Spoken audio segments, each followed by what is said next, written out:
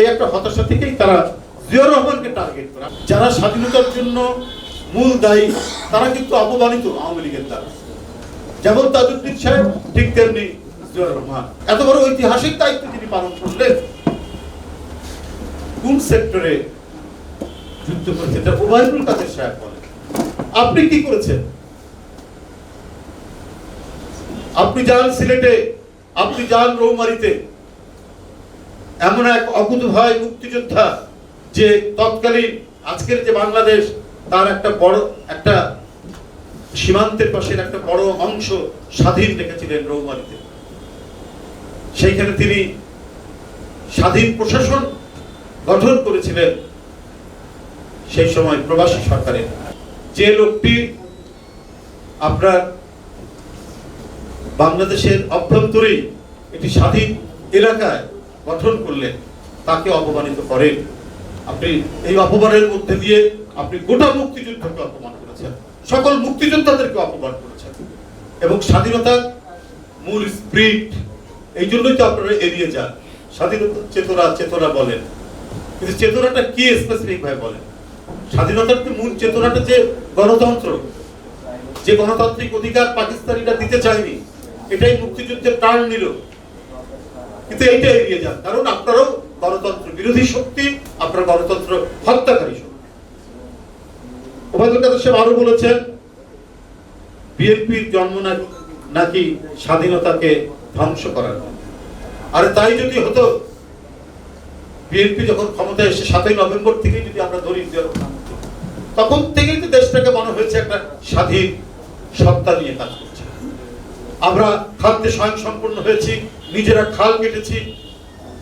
যে দেশটা একটা ভিক্ষুকের ঝুলিতে পরিণত হয়েছিল, বটমলেস বাস্কেট হয়েছিল, সেখান থেকে উত্তরণ ঘটেছে। এগুলো হচ্ছে ওরা বলে, ওবায়দুল কাদের সাহেবরা বলেন, এক ধরনের মানসিক অশান্তি থেকে, এক ধরনের অনুশোচনা থেকে তারা এই কথাগুলো বলেন। আমাদের শিক্ষা, সংস্কৃতি, অর্থনীতি সব স্বাবলম্বী হচ্ছে। আর এখন কি, কোথায় স্বাধীনতা?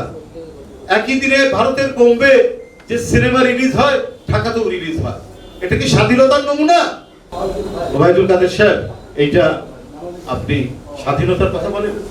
আপনারা ক্ষমতা আসার পর থেকে মনে হয়েছে যে আমরা বোধহয় একটা পরাধীন দেশে বাস করছি, আমরা একটা মানে পরনির্ভরশীল একটি দেশে আমরা বাস করছি। অস্বীকার করে তারা বাঙালির সংস্কৃতি ও মুক্তিযুদ্ধকে অস্বীকার করে।